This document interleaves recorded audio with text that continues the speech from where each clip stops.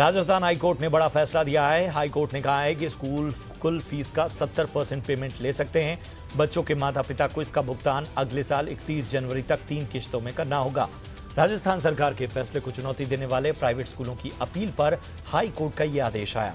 राजस्थान सरकार ने स्कूलों से कोरोना के दौरान बंद के समय अभिभावकों से फीस न वसूलने की बात कही थी। दिल्ली पुलिस की स्पेशल सेल को बड़ी कामयाबी मिली है। उत्तर पश्चिमी दिल्ली में 2 आतंकियों को मुठभेड़ के बाद गिरफ्तार किया गया। पुलिस के मुताबिक दोनों आतंकी बब्बर खालसा इंटरनेशनल से जुड़े हैं। उनके पास से भारी मात्रा में हथियार, गोला बारूद बरामद हुआ है। पुलिस ने यह भी बताया कि ये दोनों पंजाब में दर्ज हुए कुछ मामलों में भी वांटेड हैं। पुलिस के मुताबिक गिरफ्तार किए गए आतंकियों के नाम भूपेंद्र उर्फ दिलावर सिंह और कुलवंत सिंह हैं। दोनों के पास से 6 पिस्टल और 40 कार्ट्रिज मिले हैं। महाराष्ट्र में कोरोना के इलाज के लिए राज्य सरकार ने भले ही प्राइस कैप लगाया हो, लेकिन इसके बावजूद लोगों के बिल लाखों में आ रहे हैं। सरकार की तरफ से जारी नियमों की तोड़ अस्पतालों ने कुछ नए और कभी न सुने गए चार्जेस के रूप में निकाली है। Biodegradable waste charge, monitor charge, hygiene charge, ये कुछ ऐसे चार्जेस हैं जो मरीजों से वसूले जा रहे हैं। नियमों के खिलाफ वसूली करने वाले अस्पताल के खिलाफ अब सरकार एक्शन लेने वाली। इसके लिए राज्य के स्वास्थ्य मंत्री राजेश टोपे एक सर्कुलर जारी करेंगे। सर्कुलर में ऐसे अस्पतालों के खिलाफ FIR लॉन्च करने की व्यवस्था की जाएगी। बिहार में एनडीए गठबंधन के बीच सब कुछ ठीक नहीं चल रहा। जहां एक ओर जेडीयू और एलजेपी लगातार एक दूसरे के खिलाफ बयानबाजी कर रहे हैं, वहीं एनडीए में हाल ही में शामिल हुए जीतन राम मांझी के चलते कड़वाहट और बढ़ गई है। जीतन राम ने एक नया चुनावी पोस्टर जारी किया है जिसमें मांझी की पीएम मोदी और नीतीश के साथ फोटो लगी हुई है। बिहार के बाढ़ का कहर लगातार जारी है। राज्य के गोपालगंज जिले में गंडक नदी में बाढ़ के किनारों का कटाव बढ़ गया है। एक आंगनवाड़ी भवन नदी में समा गया। प्रशासन ने लोगों को सुरक्षित स्थान पर पहुंचाया।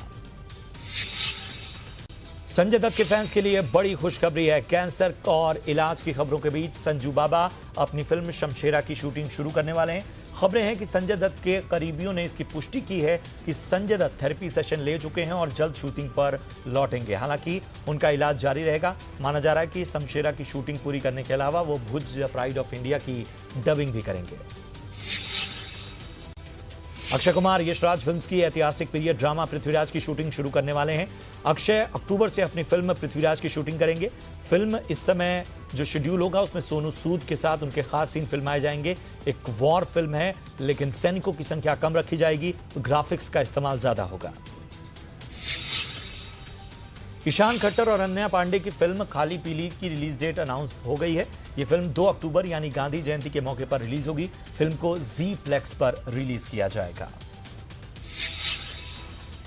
चाइनीज गेम PUBG के बैन होने के बाद देसी गेम फौजी का ऐलान हुए कुछ दिन बीते नहीं कि विवाद शुरू हो गया।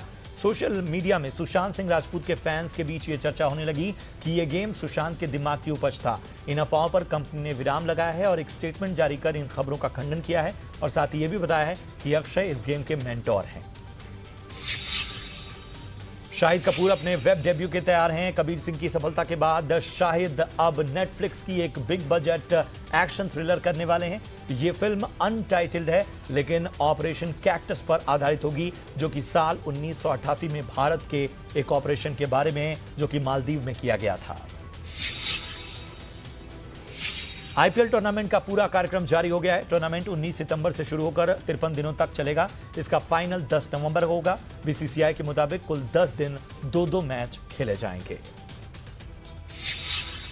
आईपीएल टीम राजस्थान रॉयल्स को अपने शुरुआती मैचों में अनुभवी ऑलराउंडर बेन स्टोक्स की कमी खल सकती है। स्टोक्स इस समय अपने बीमार पिता गेट के साथ न्यूजीलैंड में है।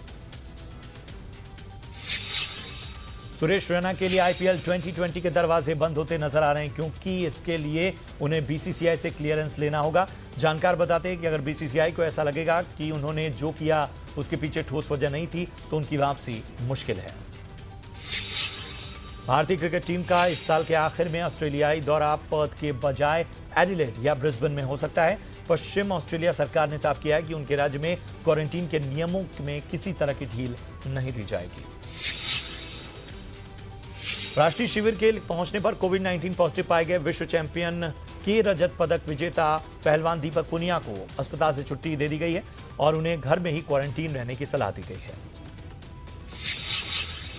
अमेरिका में डेमोक्रेटिक पार्टी की ओर से उपराष्ट्रपति पद की उम्मीदवार कमला हैरिस ने कहा कि राष्ट्रपति चुनाव में रूस के दखल से उनकी पार्टी को नुकसान हो सकता है। उन्होंने कहा कि वो मानती हैं कि रूस ने 2016 में अमेरिका के राष्ट्रपति चुनाव में दखल दिया था। उन्होंने कहा है कि मैं सीनेट की खुफिया मामलों की कमेटी में रह चुकी हूं।